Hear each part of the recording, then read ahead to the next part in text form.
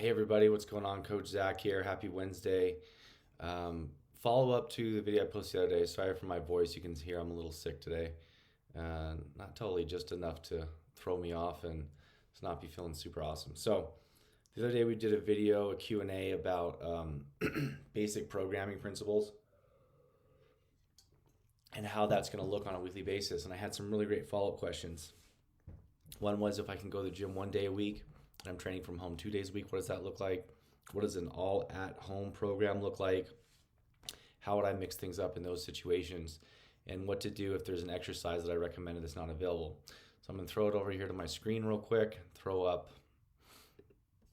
my slideshow here. Okay, so this is the quick recap that we did. We covered the essential 5 movements the other day, why we need to focus on these in our programming, how to make this minimal as possible. Okay, so now this is what we're expanding on today. So we pick a pushing movement like an overhead press, a push up, or a bench press. Those would be like the big 3. And then we're going to add a lower body lift into it. I'd recommend a squat over a deadlift for reasons I can get into another time.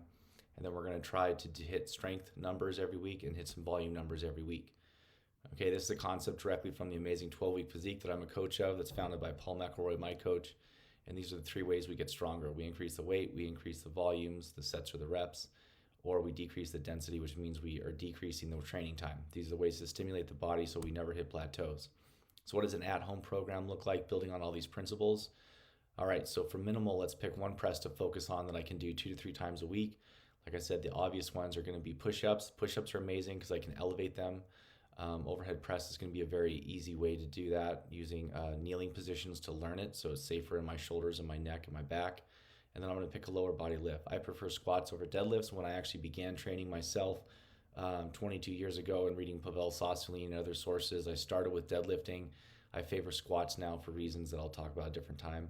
And then optional would be to add a pull. Okay, so like a pull would be like a row, like using a dumbbell or TRX or pull-ups if you can do 5 or more, or if you have access to a lat pull-down machine. Okay, the fastest way to do this to get as much work done as possible is to train this in a circuit fashion, meaning I do 1 set of a press, I do 1 set of my lower body lift, and then if I'm throwing the pull in, I throw that in lastly. I do this after a 5-minute prep that consists of 1 round. I'm going to do the number of rounds I can do in the time that I have available. Okay, and then this is what the weekly would look like. So it varies between Monday and Friday. You can see between Monday, Wednesday, and Friday, you can see that I'm emphasizing the different lifts that I'm using.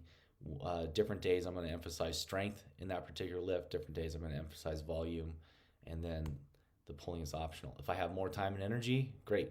Okay, so now we can start to add in the other major press, leg, or pulled movement, okay, based on the priorities that you have to establish with me or with your coach.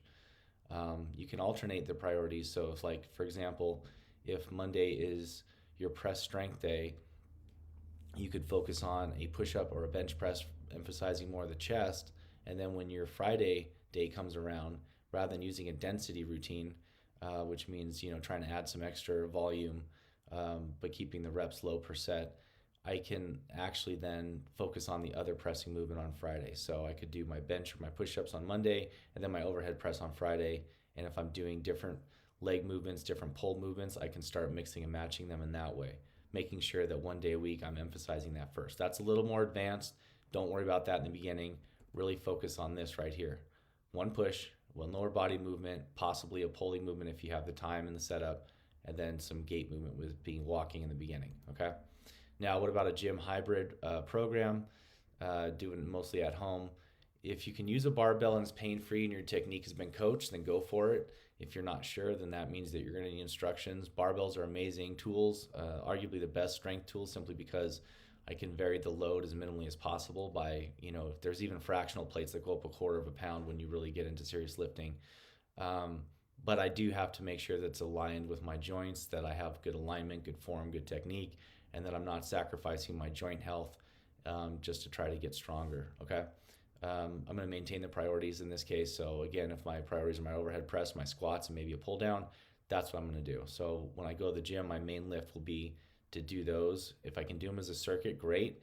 I realize not all gyms are set up that way where you can do 2 lifts at a time. So then you might have to pick the one that's going to require the most effort or the most energy. So if like the overhead press is your weak link, maybe do that first, followed by squats, and then finish with some pull downs. Just like we did on the other days, I can add accessory movements. So that would be the other major press movement, the other major pull movement, and then the other major leg movement. And this really is condensing. I mean, it's really giving you an overview of any tried and true program. The reps may vary, the sets may vary, the intensity levels may vary, but all those essential principles that I've laid out in these last two videos will be present in some way. And then we're just manipulating the variables based on how your individual body responds.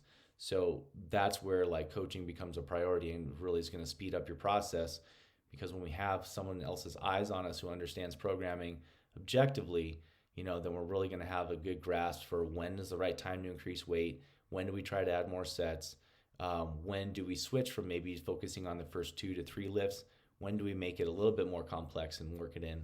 And honestly, on that topic, I would say don't buy a bunch of equipment first, go as minimal as possible. Overhead press requires, a light dumbbell or two in the beginning. Push-ups just requires an elevation, and I'll post videos in the comments below of how I coach that. We start elevated, we work our way down to the ground so I can maintain the full plank the entire time. Squats requires, a minimal weight as well. So, you can really get your whole training going for literally under $20 if okay, that might be exaggeration. Maybe $20 to $40 depending on how much the dumbbells are costing you if you buy them, used off of Marketplace or Craigslist or something. Or there's amazing new and used equipment up in Carson City at Plating and Sports. So I encourage you to check them out.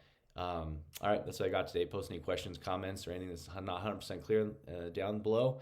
And I got to go rest the voice. Make a great day, everybody. Talk to you soon. Peace.